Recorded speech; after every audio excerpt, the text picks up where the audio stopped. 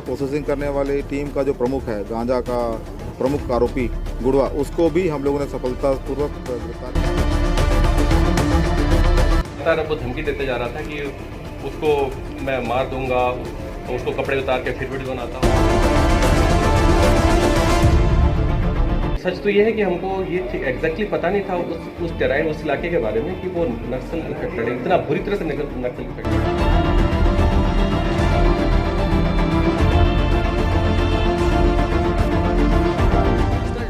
Cartel जो होते हैं वो उनकी जो अपरेंडी है उसको आपने ज़रूर बड़े बड़े टेलीविज़न स्क्रीन्स पे देखा होगा और लगातार उनकी डॉक्यूमेंट्रीज भी देखी होंगी और इसी तरह के फॉर्मेट में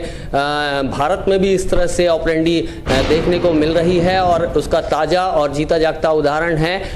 गुड़वा गैंग के बारे में आज हम आपको खुलासा करने जा रहे हैं। वो गुड़वा गैंग जिसने एक व्यक्ति का सिर्फ इसलिए अपहरण कर लिया था क्योंकि उसके गांजे के कारोबार में उसको पूरे पैसे प्राप्त नहीं हुए थे। पुलिस इस पूरे ऑपरेशन में छत्तीसगढ़ की उड़ीसा जाती है, उड़ीसा के कालाहांडी से जो अपहृत व्यक्ति है उसको छुड़ा कर लाती है और ये सबसे बड़ी बात है कि जिस जगह उस अपहृत व्यक्ति को रखा गया था वो पूरी तरह से नक्सल मूवमेंट से बहुत ज़्यादा इफेक्टेड एरिया है। मेरे साथ में एसएसपी साहब हैं दुर्ग ज़िले से, उनसे पूरा जानना चाहेंगे घटनाक्रम। सर, ये जो घटनाक्रम है इस घटनाक्रम की एक एक जो डिटेल है, जो एक एक ब्रीफिंग है वो बताएंगे। पुलिस ने कैसे काम किया, वीडियो कहाँ से प्राप्त हुई थी, उसके बाद की जो ऑपरेंडी थी वो पूरी क्या थी? सबसे पहले सुपेला थाना में जो सतीश गंदर है उसकी मां ने आके रिपोर्ट कराई कि उसका बेटा कहीं घर से लापता हो गया और घर पे नहीं आया। और जब इसी मामले की विवेचना कर रहे थे, क्योंकि वो लड़का भी कुछ काम नहीं करता और इधर उधर अपने यारों दोस्तों के साथ में घूमता रहता, तो हम सोच रहे थे कि वो अपने आप आ जाएगा। लेकिन कुछ उसी दौरान उसका एक वीडियो वायरल हुआ जिसमें उसने ये बताया कि उसको कहीं बंधक बना रखा है। अब जब ये वीडियो वायरल हो गया तो उसके बाद में इसकी सेंसिटिविटी बढ़ गई और हमने इसको एक विशेष टीम बनाकर इसमें काम करना चालू किया। तो ये पता चला कि उसकी मां ने बताया कि कुछ दोस्तों के साथ में वो उड़ीसा गया। उनके दोस्तों के बारे में जब जानकारी ली गई तो ये जानकारी ली गई कि ये दोस्त भी गांजे की तस्करी में लिप्त रहते हैं और इस तरह के ही काम करने में उनका सूचना हमको मिली। जब उनमें से एक जो व्यक्ति है उसको पुलिस ने पूछताछ की और उसने बताया कि जब उड़ीसा के कालाहांडी ज़िले में ये लोग गए थे और गांजे को लेने ही गए थे और वहाँ पर कुछ बात पर उनका पुराने लेन देन की बात पर इनका विवाद हुआ और विवाद पर से वहाँ पर इनके दो साथियों को, सतीश गंदर और सैनवाज को, वहाँ पर बंधक बना लिया और इनको बोले कि जो इनका हिसाब जब कंप्लीट हो जाए, कुछ पैसे का लेन देन बाकी था, तब इनको छोड़ा जाएगा। ये लोग उनको छोड़कर वापस अपने घर पे आ गए और अपने तरीके से ये लोग अपनी कोशिश कर रहे थे। लेकिन जब पुलिस को ये सूचना मिल गई तो पुलिस ने अपनी टीम के साथ में एक व्यक्ति इनका लेके और उड़ीसा में उनको रेस्क्यू करने के लिए गए। जैसे कि जो प्रेस ब्रीफिंग में जो भी टीम गई थी उनके द्वारा तो जो बताई जा रही थी स्टोरी, जो पूरा घटनाक्रम बताया जा रहा था उसमें ये बताया जा रहा था कि जिस तरह से पहाड़ों को कई पहाड़ पार किए गए और वो भी ऐसा इफेक्टेड एरिया था जहां पर उड़ीसा पुलिस भी मतलब कायल थी। आप लोगों की जो अदम्य वीरता है उसको देखते हुए आपकी फोर्स की जो टीम के लोग गए थे उसको देखते हुए उन्होंने भी सराहना की कि उस कोर एरिया में जहां पूरे नक्सल इफेक्टेड एरिया है उस एरिया में आप लोग चले हैं और उस एरिया से उसको कम्युनिकेट करते रहे। और लगातार दो चैलेंजेस थे कि एक तो जो अपहृत व्यक्ति है उसको सफलता से और सुरक्षित बचाना भी है और दूसरा इस गैंग को एक तरह से उसको डैमेज भी करना है या उसको पकड़ना भी है। तो ये दो चैलेंजेस थे, उसको किस रूप में देख रहे थे और कैसे जो प्लानिंग ऑपरेंडी थी वो क्या था? सर्वप्रथम टीम को ब्रीफ किया गया था कि अपनी सुरक्षा का विशेष तौर से ध्यान रखा जाए। टीम ने काफ़ी सूझबूझ तरीके से और काफ़ी अपने साधनों से ये देखा कि वो पहले शुरुआत में गांव में चले गए जो कि काफ़ी डेंस फॉरेस्ट में है। कालाहांडी ज़िला उड़ीसा का वेस्ट फॉरेस्ट एरिया आता है। गांव ऊंची पहाड़ियों में बसे थे, उन्हीं में गांव के लोग रहते थे। वहाँ पे ही गांजे की खेती के भी साक्ष्य इनको बताए गए। जब टीम वहाँ पर गई तो उन्होंने उनके जो परिवार वालों से बात किया कि हमारा यहाँ का भिलाई का लड़के को ये लोग बंधक बना के रखे। उन्होंने ये आश्वासन भी दिया कि उनसे बात करके उनको छुड़वा दिया जाएगा।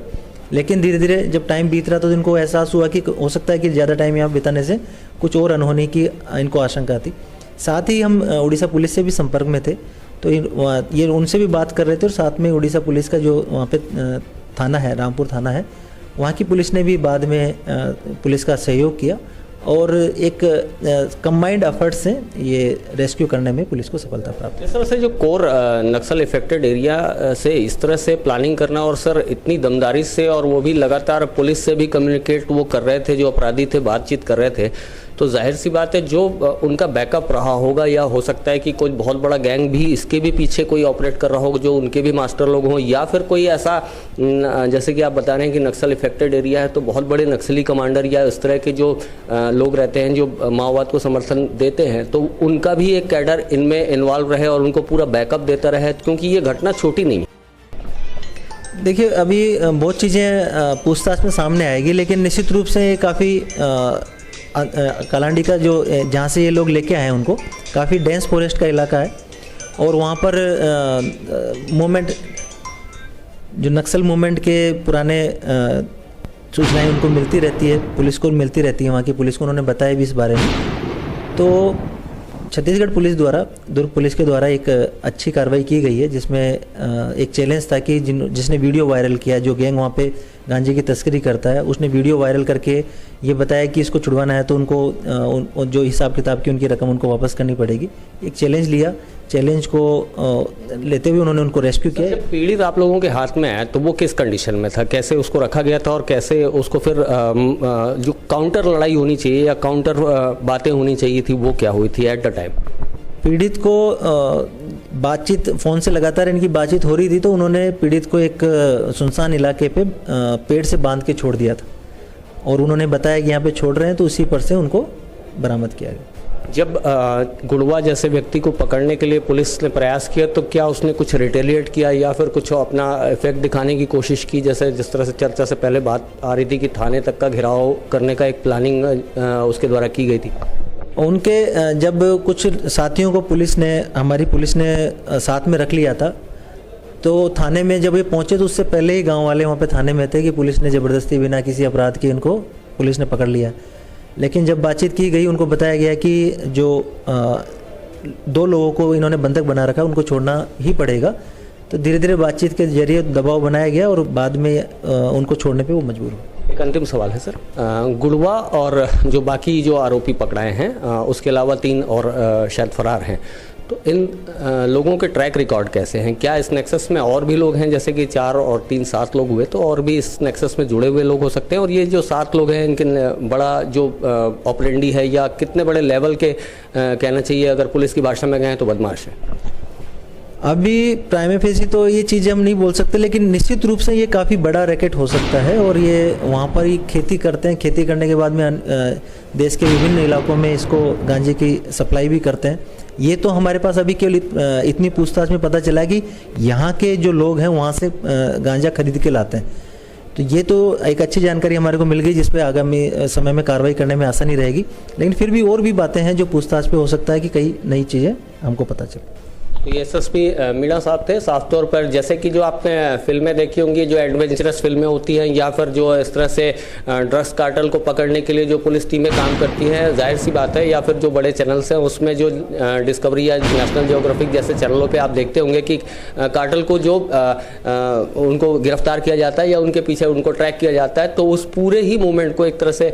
जो स्क्रिप्ट है वो रियल स्क्रिप्ट रही है। उसमें जगह जगह चैलेंजेस रहे हैं, जगह जगह पहाड़ रहे हैं, जगह जगह ग्रामीणों से राब्ता होना पड़ा है, जो स्थानीय लोग उनके समर्थक रहे हैं उनसे भी पुलिस की भेंट होती रही है। साथ साथ जंगली इलाके में जो नक्सल प्रभावित क्षेत्र है उड़ीसा और छत्तीसगढ़ के बॉर्डर पे लगा हुआ, वहाँ से एक व्यक्ति को सकुशल बचाकर लेकर आना और उसकी फिरौती की जो डिमांड थी उसको भी डिस्ट्रॉय करते हुए इस तरह के जो बड़े गैंग हैं उसका पर्दाफाश करते हुए उन्हें वहाँ से उठा के लाना बहुत बड़ा चैलेंज का काम है। तो इस पूरी टीम को जो जिला पुलिस बल है वो इनाम भी दे रहा है। कई लोग, सर एक अंतिम सवाल और जोड़ दे रहा हूँ, कितनी टीम गई थी इसमें और कितने लोगों को आप इनाम की घोषणा कर रहे हैं, अगर आप बहुत बेहतर प्रयास अब तक का माना जा सकता है? निश्चित रूप से टीम ने काफ़ी अच्छा काम किया है और उनको जो पुलिस अधीक्षक की जो सीमा है उसके अनुरूप हम उसको नगद इनाम देंगे। तो इस तरह से पुलिस के जो आला महकमा है वो साफ तौर पर जो अपनी पुलिस टीम है उनको प्रोत्साहित भी कर रहा है और आगे इस तरह के जो नेक्सस हैं उनको तोड़ने के लिए लगातार पुलिस की जो सधी हुई रणनीतियां हैं लगातार जारी रहेंगी। नेशन फर्स्ट एबीके न्यूज़ के लिए छत्तीसगढ़ के भिलाई से मैं शशिकांत तिवारी।